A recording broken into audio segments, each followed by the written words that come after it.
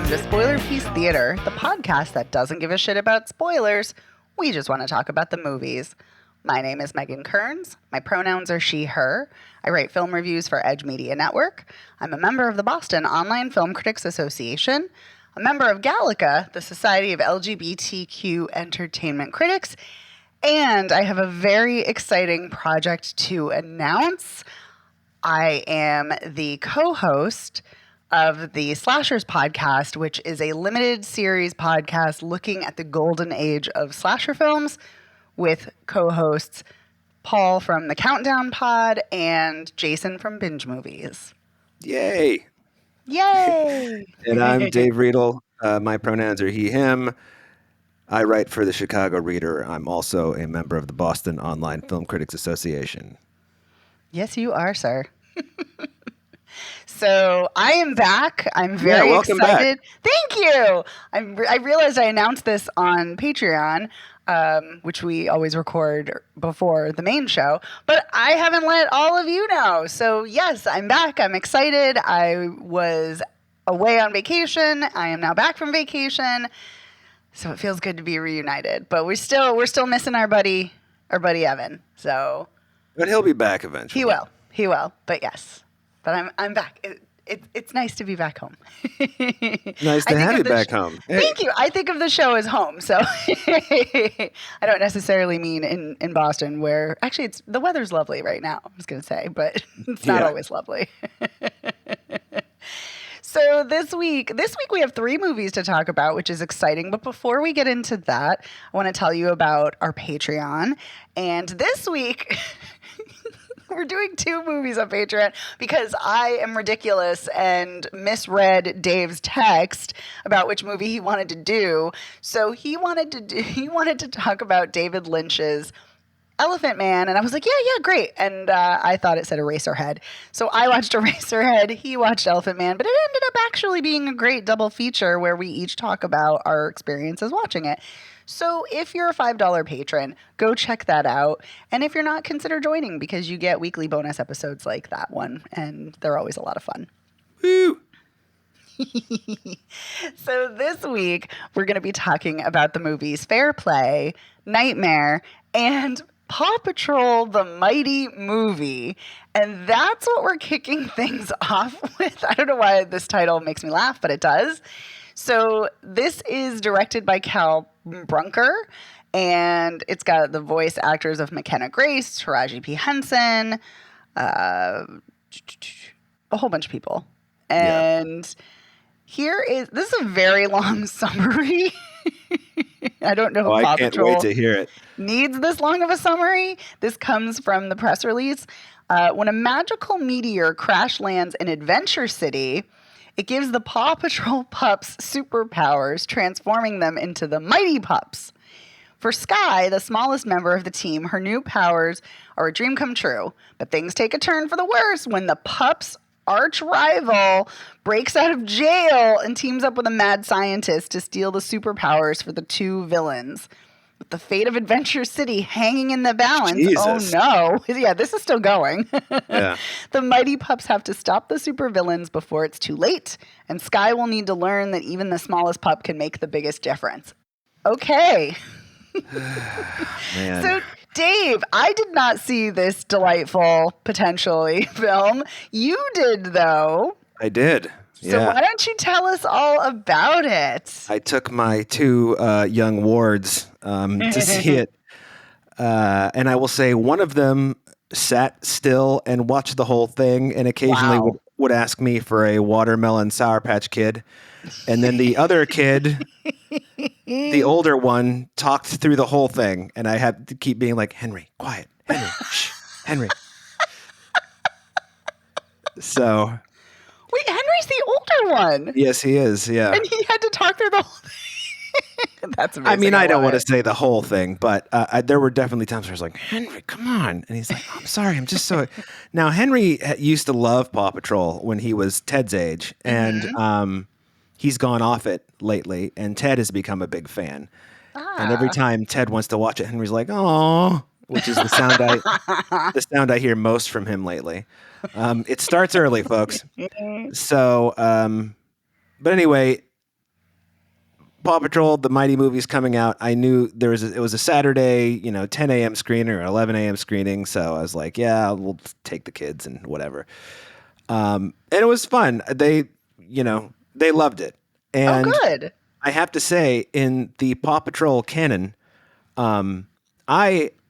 if you've been a long time listener to this show, know that Paw Patrol makes me homicidal.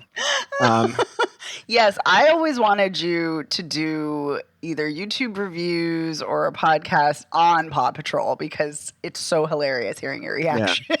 Years and years ago, when Henry first started watching it, I started tweeting about the dumb shit that happens in the episodes. Amazing. And you would not believe the volume of parents who were like, I know, it makes me so angry too. Like, incredible. There is a lot of parental hate for Paw Patrol from what I understand. But anyway, much like the first movie, this movie is not nearly as irritating as the show because they do away with, in my mind, a lot of the really annoying shit. Even though Mayor Humdinger, yes, that's his name, teams up with Victoria Vance to like do the meteor thing, he's really barely in it. And I find him like insufferable because he's like Snidely Whiplash if Snidely Whiplash were no fun, So, yeah. That sounds awful. The only thing about him that's fun is that he's got these kittens with him who do all the physical work that he needs done. Oh. Yeah. You might have spoiler pieced me into wanting to see this now. and one of the kittens in this movie, they're kittens. They're not like the Paw Patrol. They can't talk. They're just regular cats. One of them gets a crystal at one point and he starts talking. He's like, wow, I can talk. Oh, I have so much to say. And then somebody steals the crystal from him right when he's about to start talking. And it's Chris Rock. It's Chris Rock playing the kitten for like those 3 lines. So it's just funny. Anyway, the other things they do away with, Chase is barely in this, which is great. He was kind of the subject. Chase. I fucking can't stand that little bastard. Oh, God. Chase is on the case. And they kind of take the piss out of the catchphrases in this one because there's some character who meets him who's like, and you're the one who always says Chase is on the case. And he's like, yeah, I do say that. And then he says it later in the movie, but it doesn't have his usual gusto behind it, which is kind of funny. All of the irritating Paw Patrol pups are barely in this one. Like, that's good for you. Rubble's barely in it. I can't remember all their stupid names. Marshall has kind of a big role, but he doesn't do any of his stupid like I've always wondered, how is it that the firefighter pup, the one who's supposed to like run into a building that's on fire and save people, why is he the one who's always tripping over shit? Good God. You'll be taking like a baby out of a burning building and trip and, drop it from the 17th floor, dumbass. So, and then there's also the mayor of Adventure. Well, it's not Adventure Bay. They're in Adventure City now. What's her name? Mayor Goodway. And she carries a chicken in her purse named Chickaletta. And it's just like, how do you guys keep re-electing someone who's clearly suffering from multiple concussions, to be... And then there's this sailor who like speaks only in alliteration, and it's the most irritating thing ever. And he's not like you see him once in the movie, but he's not in it. And it's just like, thank God. And so what the movie focuses on is, now it's totally stupid and hackneyed, but Sky, the littlest pup, Victoria Vance like steals some stuff. I don't remember what for. It's Taraji P. Henson, by the way. Steals some stuff, and she tries to make it look like a plane is going down or something like that. And so, because Sky is the pilot, Ryder, who commands the pups, is like, Sky, go like fly up there and help the jet. And so she does that, and it turns out it's a trap, and Mayor Humdinger and what's-her-face. It's a trap. Yeah, exactly. Victoria Vance, steal her crystal, and she's all, down on herself. And, because she was the runt of her litter, she's always felt, blah, blah, blah. And it's okay, it's very sad. Fuck you. So, the message of the movie is just basically, believe in yourself, which is fine. That's sweet. Fine for kids. But it ends up being, she is a much more compelling lead, even though she does some really dumb shit in this movie. But she's a much more compelling lead than any of the other dogs. And then the other new dog, and I don't know if she's in the TV series or not. Her name's Liberty. They find her in the first movie. There's this meteor that crashes on the planet, and it's got these crystals in it that every time the pups like use a crystal, it brings out their inner essence to make them mighty pups. So Sky can fly, and Rubble can like lift up really heavy things, and Marshall can not trip, I guess. Mm-hmm. And Chase can run really fast. So I don't remember what it is. And then Liberty, she can't figure out what her superpower is. And Ryder's always telling her to be flexible because she always wants to do something. And at the end, you find out that she can stretch for like hundreds of feet and save. Wow. Yeah. So, be flexible. So it's kind of like, all right, well, But I mean, the kids loved it. They had a great time. They loved eating their watermelon Sour Patch Kids, and the other one loved eating his popcorn. So it was a lot of fun, and it was just fun to see them have fun, which I think is part of the reason you go to these movies, because Paw Patrol does not have the jokes for adults that other animated movies have. Like there's nothing in it like in a Pixar movie where it's aimed just as much at adults as it is kids. Mm-hmm. There's none of that here. So there are some jokes about like product placement and things like that are definitely for adults, but at the same time, it's kind of like, this is kind of low hanging fruit, guys. Yeah. So that's Paw Patrol, the Mighty movie. It's mighty. It's a mighty movie. See it for no other reason than like, oh, well, this is the other thing that's interesting about it. The Paw Patrol has always been criticized for not having more girls on the show. And the one girl who's there wears pink. Of course. And not having dogs of color on the show. So Liberty is clearly supposed to be African American, and then Sky is a girl, but she's also the main character. And then the villain in this movie is a woman, a black woman, but okay. I thought that was a little weird. I'm like, so you finally took the whole let's get people of color into this movie and you made the villain black? Like, what's wrong with you guys? But she's like she's like a scientist and she's a genius, but she's an evil genius. Oh, so she's like a cool villain. Yeah. But I mean, she's still doing, villainous shit. Dastardly things. Yeah, dastardly deeds. Anyway, it's fine. Wait for it on Paramount Plus. I'm sure it'll be out in 3 weeks, so... But there's nothing wrong with it, is the point. All right. And your kids had a good time, so that's always nice. All right. They did. Yeah. Well, let's talk about our next film, which is a horror thriller, Nightmare. And that is written and directed by Kirsty Helen Rasmussen. And it stars Eli Harbo and Herman Tamarera. And again, this is another lengthy synopsis. In Norwegian, though, it's only 4 words. So right, yeah. This is a Norwegian film. Thank you. I did forget to say that. Okay, Mona and Robbie are a young couple in love. Robbie has just landed his dream job, and they've scored an amazing deal on a spacious, if run-down flat. Never mind that it requires quite a bit of renovation. Never mind the neighbors' constant fighting and screaming baby. Never mind that Mona is suddenly plagued by night terrors which grow more intense every time she falls asleep. Robbie is eager to start a family despite Mona's hesitation. Eventually, I'm going to tell you, this synopsis gives a lot away. We don't even need to talk about it. No. I know, right? Oh, we're done. Eventually, Mona's issues spiral dangerously out of control as she becomes convinced she's being attacked by a mythical demon intent on possessing her unborn child. But that's actually what's happening. So that is actually what's happening, right? She's not like just paranoid, Yeah, imagining there's actually this. It's a demon actually trying happening. to. It's kind of like Rosemary's Baby, but Norwegian and not nearly as much fun. So, yes. So, well, you've kind of already started giving away what you think, but Dave, what did you think of this? Well, I wanted to like this because I thought it was just kind of weird and subversive. Yeah. But in the end, it's just kind of slow and dull. The scares aren't really scary. It does this weird thing. It really is kind of like Rosemary's Baby. Like, right down to, the sexual assault against the main character. And which is happening by a demon, or demon is what they call the nightmare, Yes. right?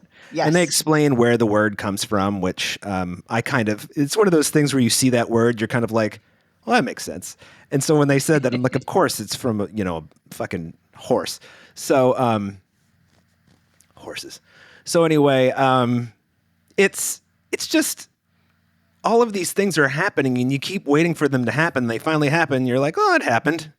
The one thing that did really freak me out, though, is when Mona, that's her name, right? The main character? Yes. She finds that room that's been sealed off behind all the wallpaper, and she goes that's in. Great. She goes in there, and the previous tenant is in there, like, I can't remember if the baby is there or not. I don't think so. But she's like, "Oh, you're pregnant," and Mona's like, "I'm not pregnant," and then she just punches Mona in the gut. Yes, and I was she like, does. Jesus. And that took me by surprise. I was like, I did not see that coming. Yeah. But yeah, and then the whole nightmare thing with its weird sort of Freddy Krueger-ish, can do things in the real world, but it's like in the dream world. I don't, it wasn't working for me, which is too bad because it has a distinct sense of style. Mm-hmm. Not necessarily one that I like, but it has a distinct sense of style. Well, the thing about this is you can just see you can really see all of its influences, like right there. Yeah. And that's kind of a bummer. So what's the other Norwegian movie we watched recently about the woman who was like kept hidden away in that, third floor, whatever, by the religious cult? Oh, what was that called? Oh, I don't remember. Is that what it was called? Yes, it was called Leave because her name is Leave. And right. Yeah. Because the guy is in that. That's right. He's the creepy like cousin or whatever. Yeah. He's in it. Oh, I wonder if he's just going to do horror movies from now on. Yeah, maybe.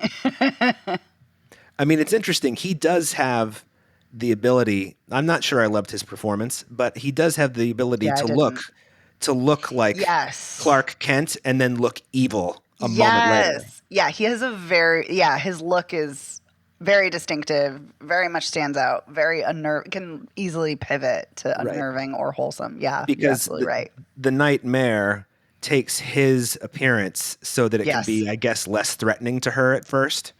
I don't know, I guess. But it never, there's a whole bunch of, I always say that when you explain like why things are happening in horror movies, that takes away the scariness. Mm-hmm. But I think this could use a little more explanation. Like, what is it about this building that the nightmare targeted? Why? Yeah. And it's interesting because there's a sleep doctor who's helping her. He even says, like, don't even bother trying to move because when people try to move away, things don't get better. And so it's like, yeah, what is it about this place? What is it about these women? Like, yeah, what's happening? How does it still retain its power over them when they leave? Like, yeah, I have questions too. all of that is unanswered and largely unaddressed, except for that moment. Right. And it's addressed much later in the film too. Yeah. And the couple across the hallway, even after they, the same thing has been happening to them, and you learn that their baby is a demon baby, which they managed to kill it and make it look like crib death. I'm not sure how that happened, but the parents still go insane. The mother throws herself off the top of the building, and the father hits himself in the head with a fucking claw hammer. Oh my God! Yeah. At least 8 times before he finally goes down. All the while that Robbie, the boyfriend, is just like, David, stop hitting yourself in the head with that hammer. Yeah. Yeah, I mean, I guess you could make the argument he's in shock, but I felt his reaction was very low-key considering the severity of what was happening in front of him. Yeah. I don't know. And the movie ends with, Mona tries to abort the fetus, but it survives. At first it's dead, but then it comes back because the nightmare is, running things, I guess. And then ultimately she has the baby. Like there's a whole bunch of stuff that they skip because she never shows in the movie. She's like barely pregnant. And then the movie cuts forward, jumps forward, and she's got this infant with Robbie.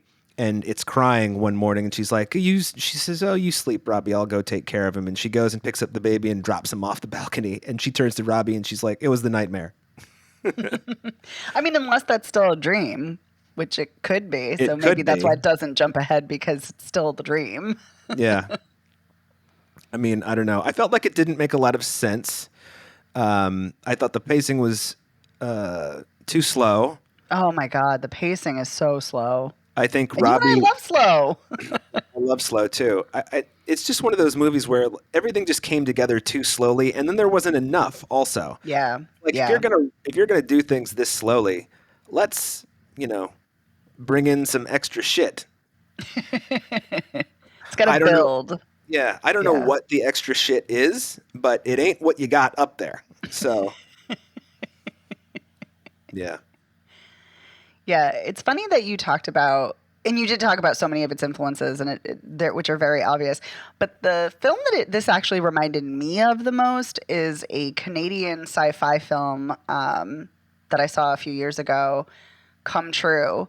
And it's about a girl who's in a sleep study because she can't sleep, and she starts having these nightmares.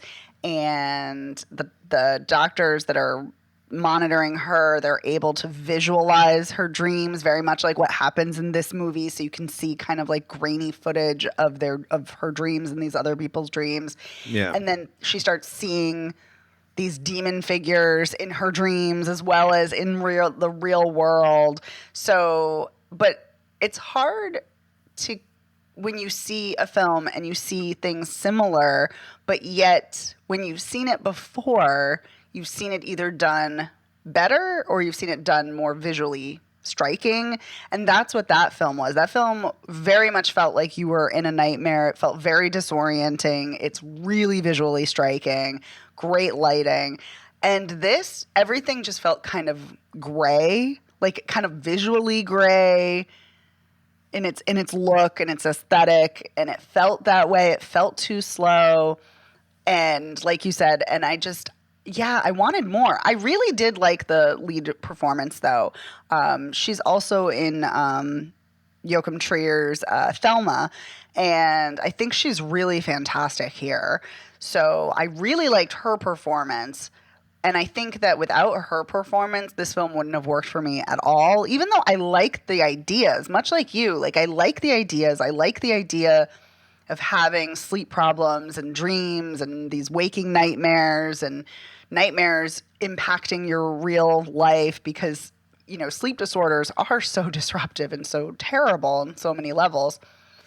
And, that doctor, when she says she wants to have an abortion, is so awful when he's like, well, why do you want to have an abortion? You have a boyfriend. You're all set. And I'm like, oh my God, this kind of bullshit is terrible. I forgot about that. Yeah. So, that, and I love that she was like, basically, no, fuck you. I want my abortion.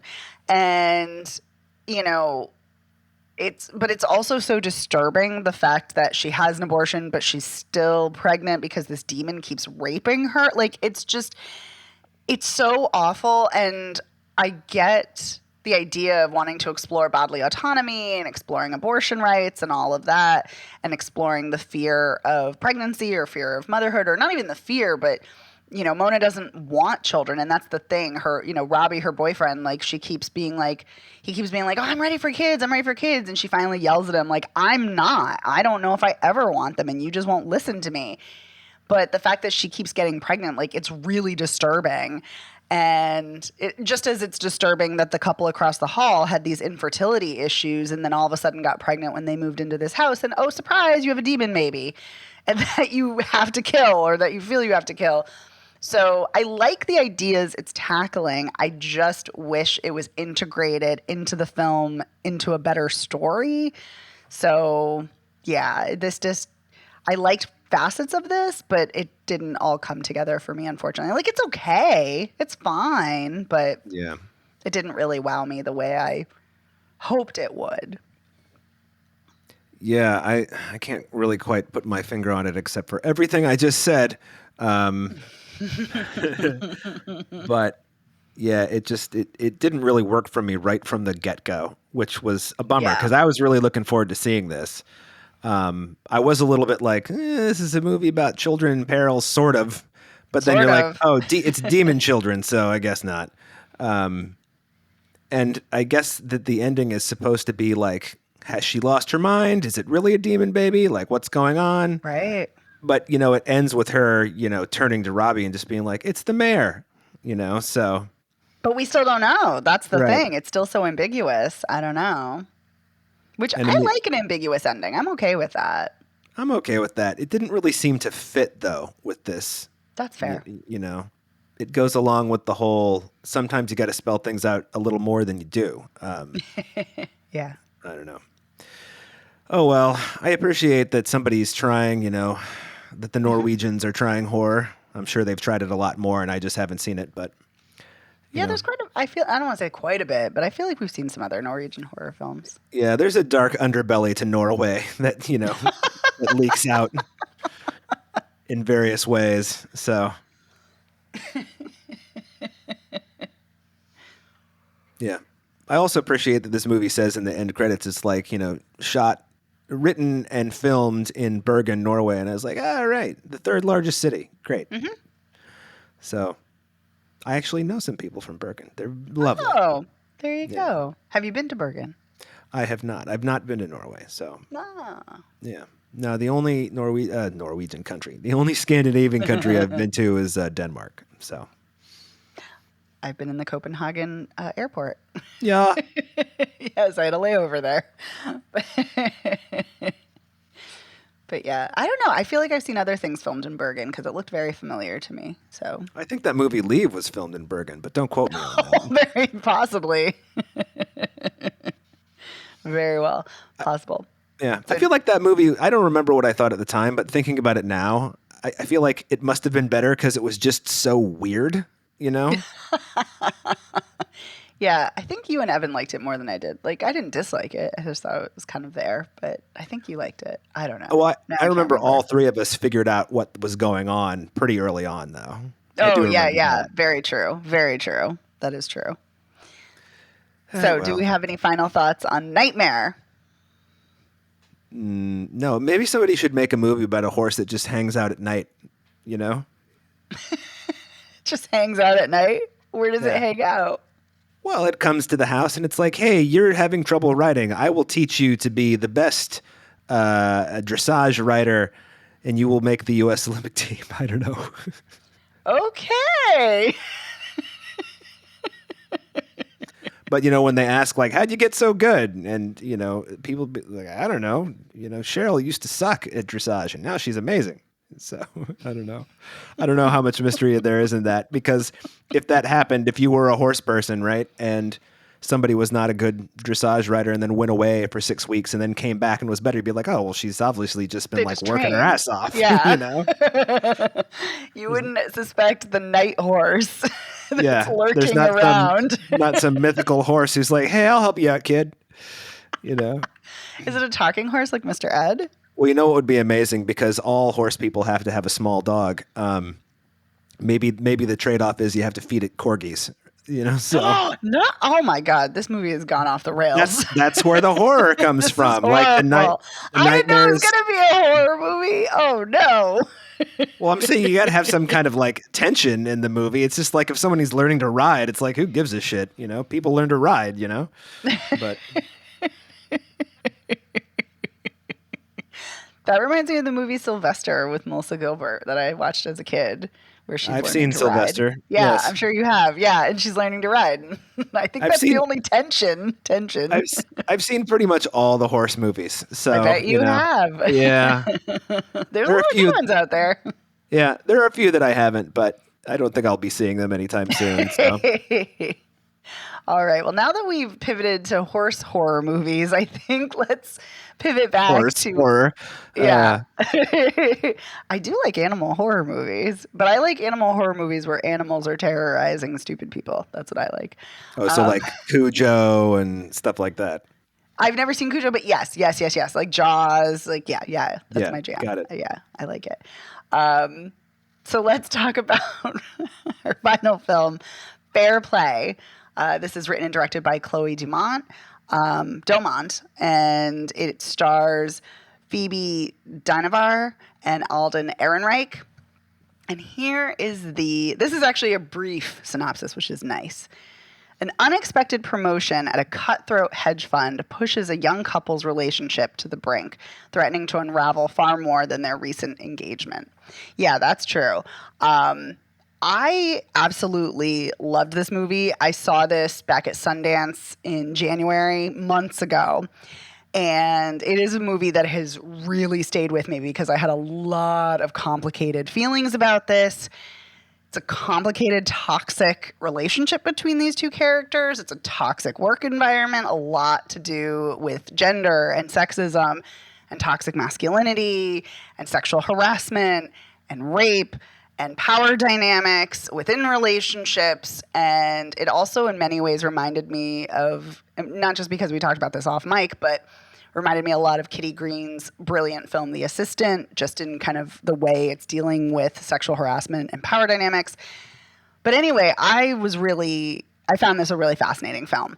I want to get into more because there's so much to unpack with this. But Dave, what did you think of this? I really liked it a lot. Nice. I mean, I think that I don't think it's as profound as people are saying it is, but I also think it's really good at what it does. So I thought the two leads were great. In fact, I thought Alden Ehrenreich was so great that I kind of hate him now. But that's also because I also hated Solo. So that has but really... this is like his best performance far and away. This is such a good performance from him. Well, it's just... He does this whole thing, you know, what is her name? I can't remember his name either. Is it Emily? Emily and Luke. That's it. Yes. You know, I kind of feel like if she had never said to him, I heard a rumor that you're getting the promotion, that none of this would have happened. Maybe. But at the same time, he's obviously so insecure, which you don't even pick up on that because he's got the bravado, which a lot of, if you know some financial bros, a lot of them seem to have it. Some of them don't. But you don't really see anything in the beginning that suggests he's actually insecure.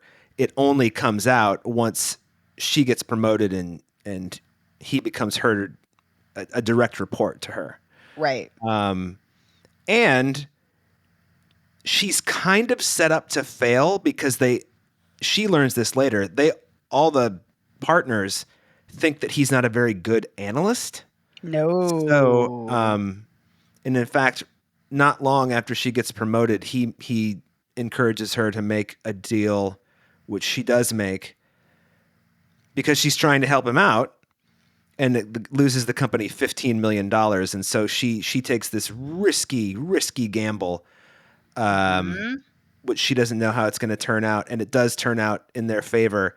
And I don't know how much money the company got, but she gets a royalty check for $575,000. So whatever it was, she did pretty well.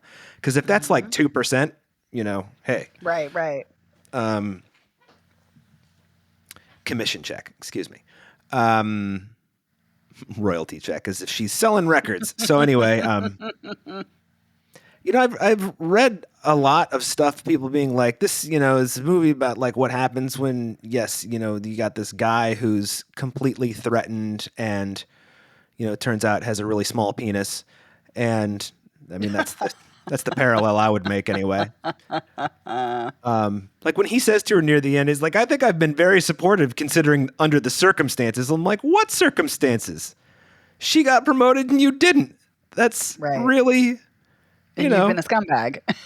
Yeah. And ever since she got, you know, promoted, you've been talking out both sides of your mouth. So Exactly.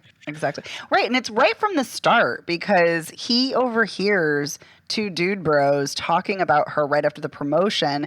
And they're like, oh, who'd she have to fuck to get that promotion? And he could have very easily silenced that. And not in a way of like, hey, I'm her boyfriend, because their relationship was secret.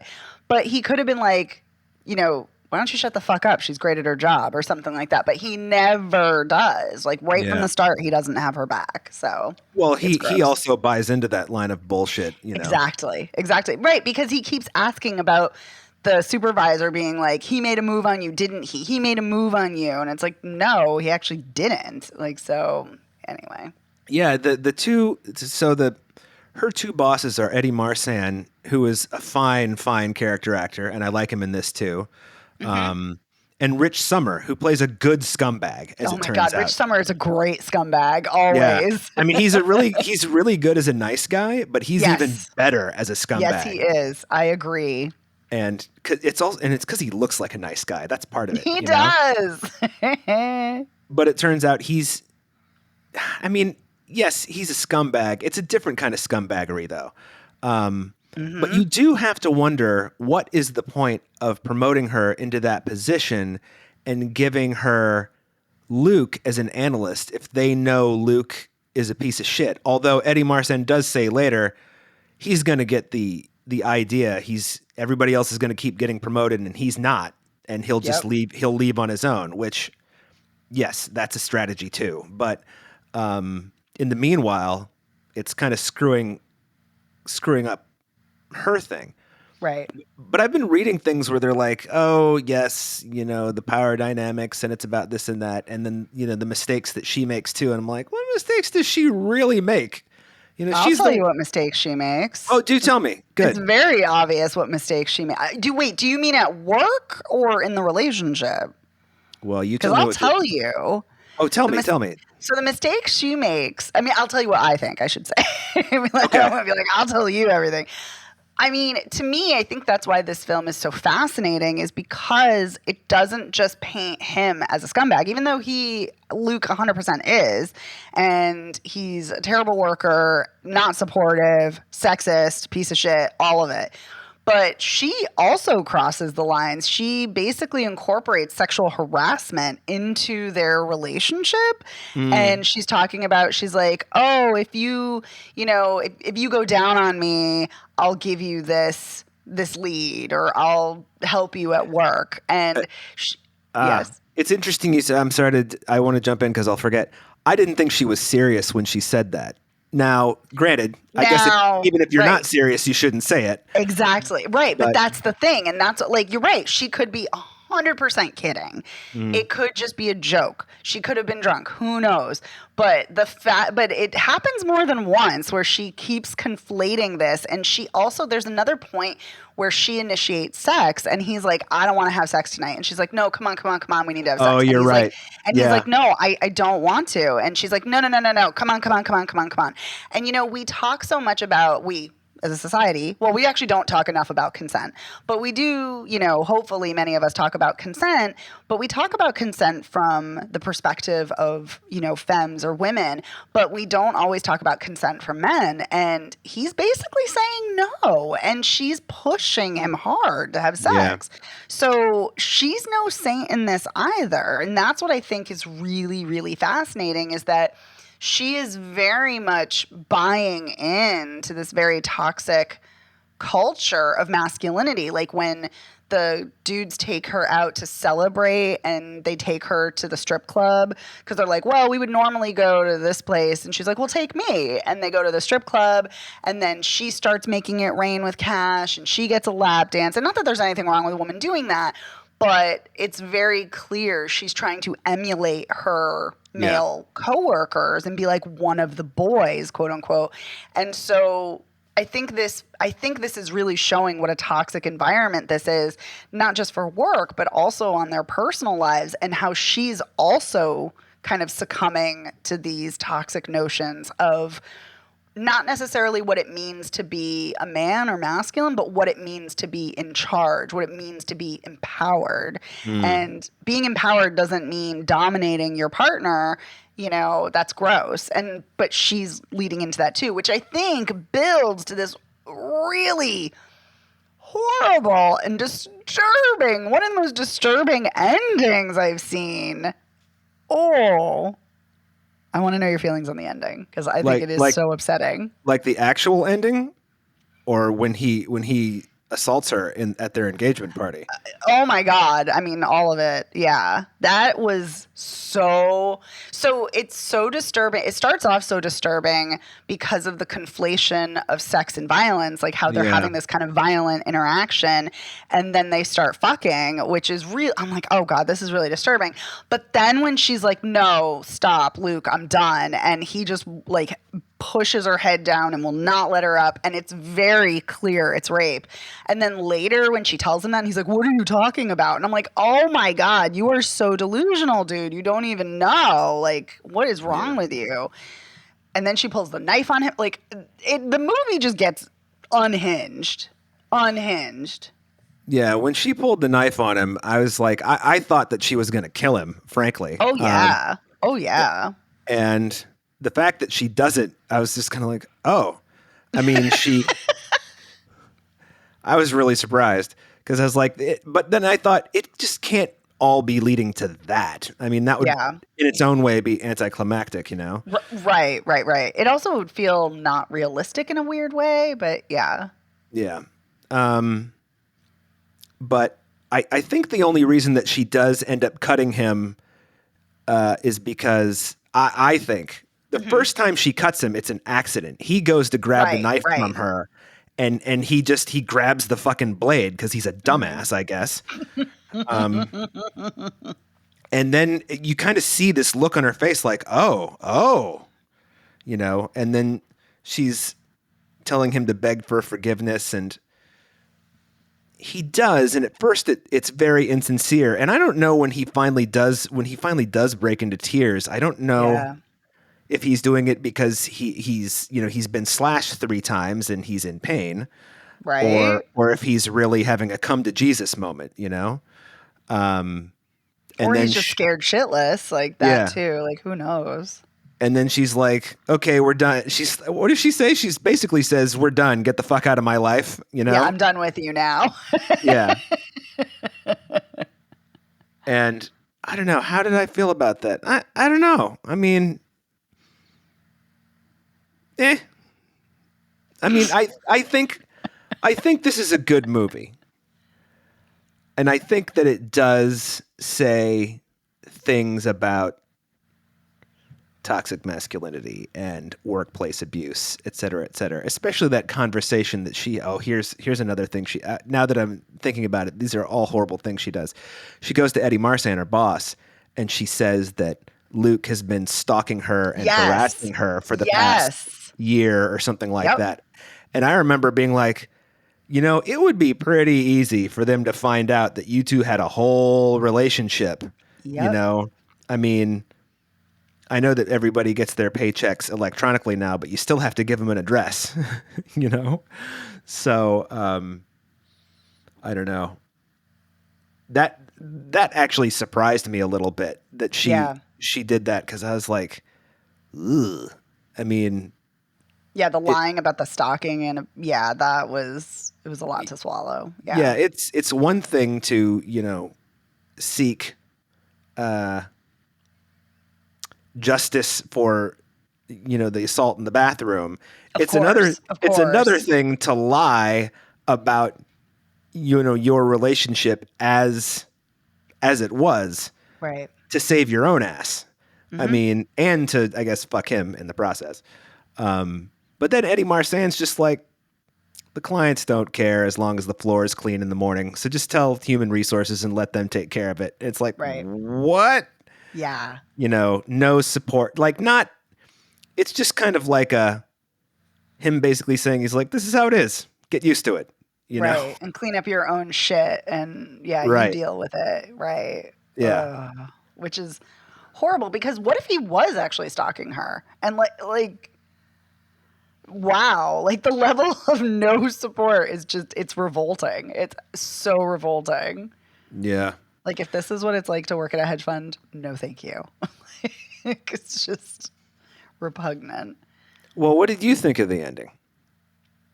So I thought it was fascinating. Again, I keep using the word fascinating because I think there's so many layers. Like you said that you keep reading that this is a profound movie. I think it is.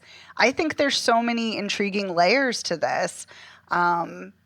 And I think the way their dynamic plays out is really intriguing. I think the ending kind of feels like a rape revenge film in a way, which is really cathartic. In a way, yeah. But like stops at straight up murder or going into, horror film territory. But I'm glad that she extricated herself from that relationship because he was a douchebag and she was also very toxic. Not that that excuses his horrid behavior, because of course it does not. But yeah, I mean, the fact that, like, I just was worried watching it. I kept thinking, like, oh God, he's going to talk his way in. He's going to weasel his way back into her heart. He's going to, make her think it wasn't really rape or something. And I'm glad that it didn't go that direction. Like, I'm glad she stuck to her guns and she was like, I'm going to make you suffer. Now get the fuck out. And so, yeah, there was something that felt very cathartic about that. That she doesn't let him off the hook and that she doesn't let him get away with his abusive behavior that really responded to and I really, really resonated with me. Yeah. So I really liked it. But at the same time, she's committing acts of violence against him. So it's like, what does she become by the end of this?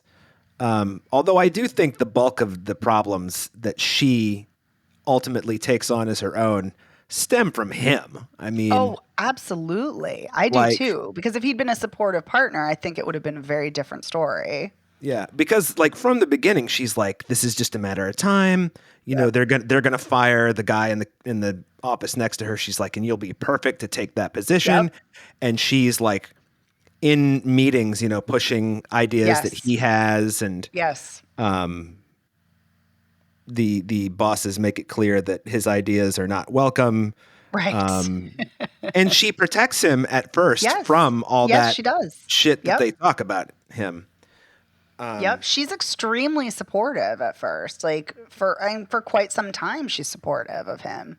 Yeah. And so I guess the question is, does she have all of this like in her already and it's just waiting for the catalyst, or is this situation so horrible that it pushes her into territory that an otherwise normal person would just pick up a knife and slash her ex-boyfriend? I mean, he raped her, so I think it's carte blanche at this point. Like he's lucky she didn't do more at that. Yeah. I mean, but he's like really disgusting, right? We talked about how he's gross right from the start, but he even makes a comment about needing to pee on his tree. Like he wants to get married so he can piss on her as a tree to like mark his territory. Oh, like, see, I didn't hear that line. Yeah, he's like objectifying her right from the start. Like it's just... Yeah, unless they cut that line, who knows? They might have re-edited it and it might have been cut. But when I saw it, that line was in there and it was repugnant. I don't remember, Yeah, it's... he's so gross. And I think... Yeah, I like this so much because it's a really vicious film. It's slick. That's true. Yeah, it's vicious. It is rare that I see a film that really encapsulates the acerbic brutality of a couple who know each other and know how to wound each other and are just enraged. And not that it's as good, but it very much reminded me of Who's Afraid of Virginia Woolf, because that is kind of the master, that is the pinnacle of that kind of scene. And I think this does it justice in the sense that I think it really shows how horrible these two, like how dirty they fight and how mean they get and just cruel. But this is also a very cynical movie. But I really like it. I like how nasty it is. I like how slick it is. I like the tense score that's happening and like a ticking clock. Like I really liked this. I found this riveting. I love the lead performance. Like I had seen her, Phoebe Trevenor, I've seen her on Bridgerton and she's a delight on Bridgerton. And so seeing her here was quite a role reversal, but I think she's really fantastic in it. And like I said, I think Alden Ehrenreich is, I think he can be quite good. I don't think he always is, but I think here he's exceptional. This is the best performance I've ever seen from him. And now I hate him too because he's so good at playing an asshole. Yeah, I don't know how many movies I've seen him in aside from like Solo, you know? I mean, I've seen him in a bunch. Cocaine Bear, Solo, this. I don't know. There's Cocaine others. Bear, that's right. Somebody was trying to convince me to see Cocaine Bear, and I was like, it sounds like an interesting idea. I would. But, it's great. Okay. Yeah. No, it's great. I loved it. Yeah.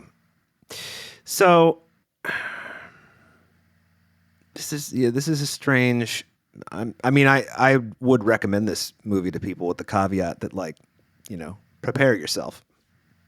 Yeah, I mean, yeah.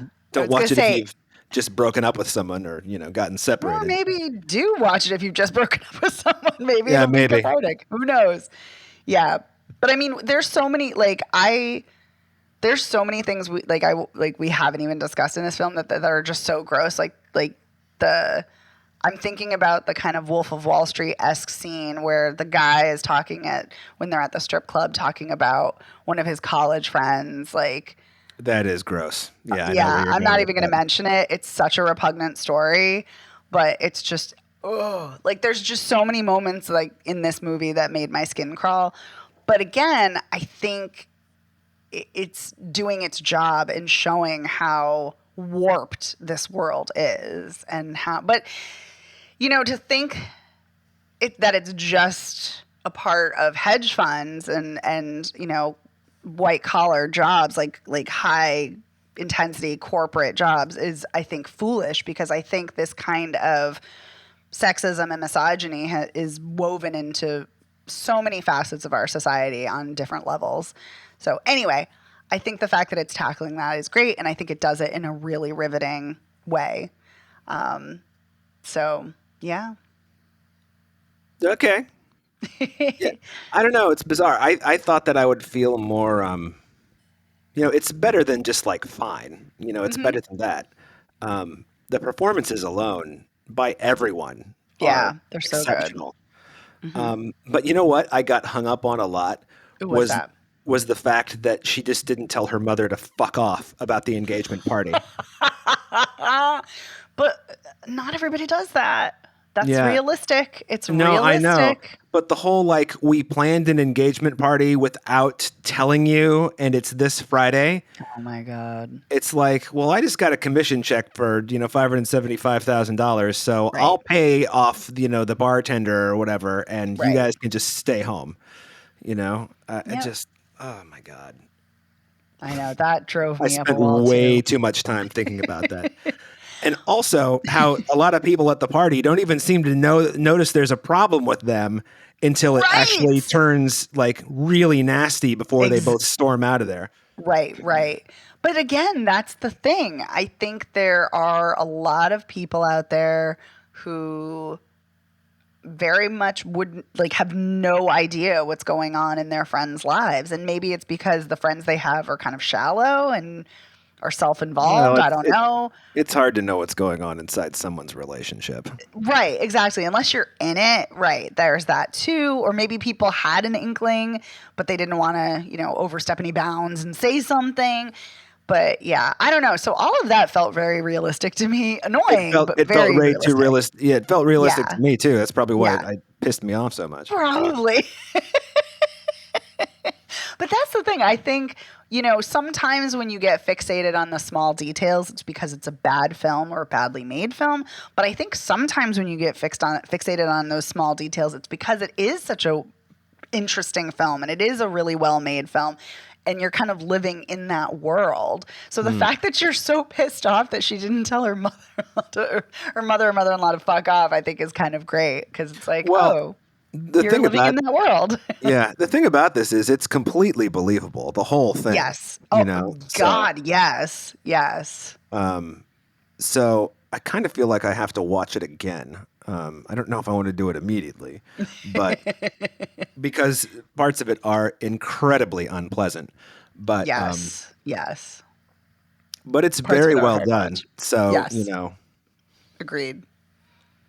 All right. Well, do we have any final thoughts before we do our recap? No more Alden Ehrenreich. No, I'm just kidding. All right. So the Mighty, no, not the Mighty, the Paw Patrol, the Mighty movie. Paw Patrol, the Mighty movie is now playing in theaters. And Dave, I think you said you would recommend it for kidlets. If now, here's the funny thing: it's rated PG, and I don't understand why that is. Maybe because meteors are hurtling toward Earth, That could be. But in this case, it's a good thing because they all, they can turn the pups into mighty pups. If you've got kids between the ages of like 4 and 9, absolutely go see it. But I can't imagine any adult wanting to see this on his, her, their own, That would just be weird. I need to know, listeners, if you do not have children or watch little ones like nieces, nephews, friends, kids, whomever, I need to know if you're a Paw Patrol fan. Is there a contingency of adults who are Paw Patrol fans? Yeah. I think I wrote and this is very unfair considering I thought it was decent. I wrote in my Letterboxd review more like Paw Patrol. Am I right? Yeah. Well, there's the bathroom humor. Yeah, there are so many ways that you can turn this into like bathroom humor, to use that phrase. Anyway, it's fine. All right, so let's move on to Nightmare, which is on Shudder right now. Would you recommend it? I cannot recommend it. Yeah, I hate to say it, but I also would not recommend it. I mean, it's not, if you do watch it, it's not bad. It's not bad. Good either. It's just, I think there's better ways to spend your time. Yeah. But it's unfortunate because it's got some good ideas. So I'm kind of sad to say that, but whatever. They can't all be winners. What are you going to do? Yeah. And then Fair Play is playing now in theaters. It will be streaming on Netflix as of October 6th. I would highly recommend it. And I know you just said that you would recommend it, but with a caveat. Yeah. Well, I just said I'm going to watch it again too. So there you go. Yeah. So that's kind of an double recommendation. That's an endorsement. If you're going to watch something again. Yeah.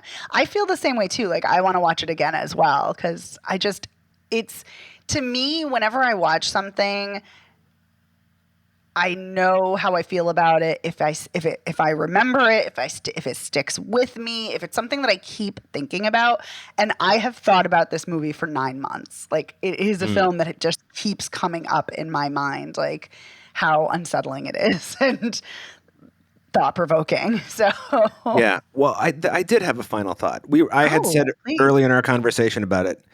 What are the things that she does wrong? And there are a couple, like taking a knife to your ex-boyfriend. But I was thinking, I think part of the reason I wasn't thinking about the things she did wrong, like in the one you brought up, like trying to get him to have sex when he clearly didn't want to. I don't know that she would have done any of those things had he not been a complete asshole about it from the beginning.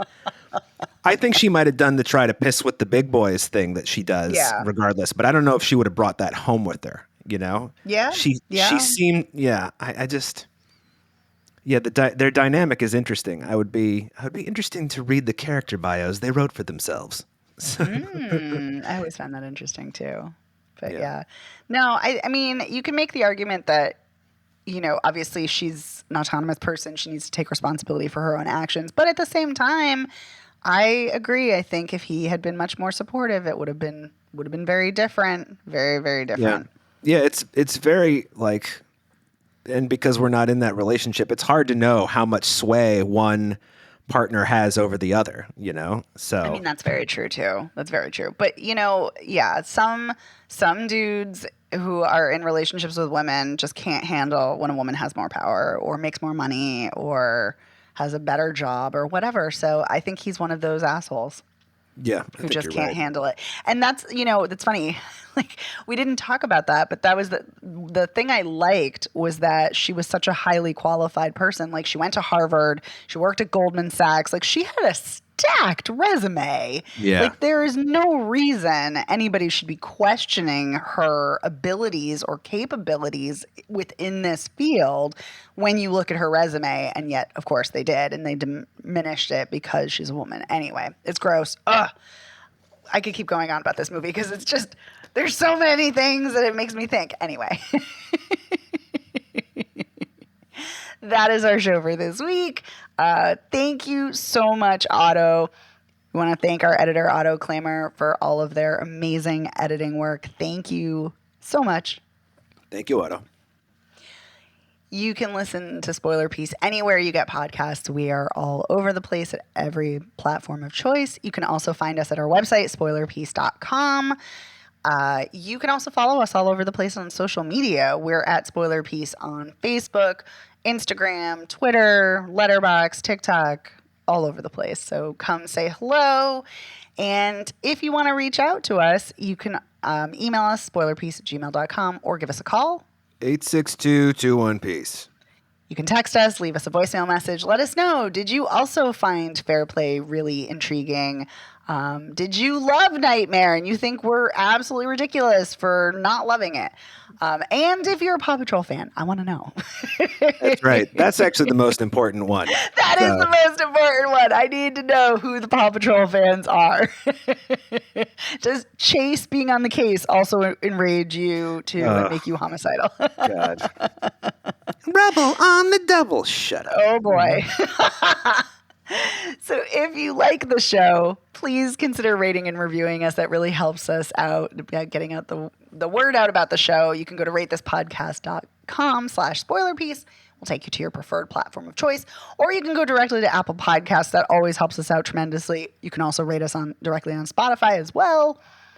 If you really, really like the show and you're not a patron already, consider joining.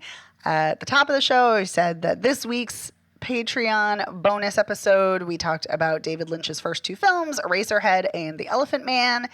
And every week, for $5 a month, every week you get a bonus episode. You also get to vote in monthly polls. And it's a fun time over there, just like it's a fun time here on the show. And let's see what else. You can go to our website, like I said, spoilerpiece.com, and check out our merch if you want to rock merch from Spoiler Piece with our fabulous logo. You can wear t-shirts, hoodies, tote bags, pillows. I have a pillow. Yeah. I love that you have a pillow. You have a mug too, and I love that. Yep, have a mug, got a magnet. Yeah, did the whole thing. I know. The only reason I haven't is because I need to figure out the sizing so I can get a t-shirt. But I need to get off my ass and do it because I've been talking about this for months. But anyway, I digress. But you can get your own swag just like Dave. Yeah. And just like our Sponsor Piece patron, Heather Sachs. Heather Sachs also has some merch too. Thank you so much, Heather, for being a Sponsor Piece patron. Thank you, Heather. And let's see. Am I missing anything? Do I have everything? I think you got it. It's been so it. long since I've done this. Okay. Yeah. All right. Freestyling. I want to make sure I don't miss anything. No, I think you're cool. Woohoo. Great. Love it. So my name is Megan Kearns. I write film reviews for Edge Media Network. I'm also co-host of the Slashers podcast. I'm a member of the Boston Online Film Critics Association and a member of Gallica. You can follow me on Twitter, now X, but I will still keep calling it Twitter. You can follow me on Twitter at OpinionSWorld. Where you can also find me at OpinionSWorld somewhere else. I can't remember. And you can also follow me on Instagram and Letterboxd at TheOpinionS. Oh, Blue Sky. I'm also on a Blue Sky. There you go. There we are. I'm Dave Riedel. I write for the Chicago Reader. I'm a member of the Boston Online Film Critics Association. You can find me on just about any platform as Dave Sees Movies, but I think for sure Twitter, Instagram, Letterboxd, Blue Sky, Threads, blah, blah, blah. There you go. So thanks so much, everyone, and we'll see you next time. Thanks. Bye.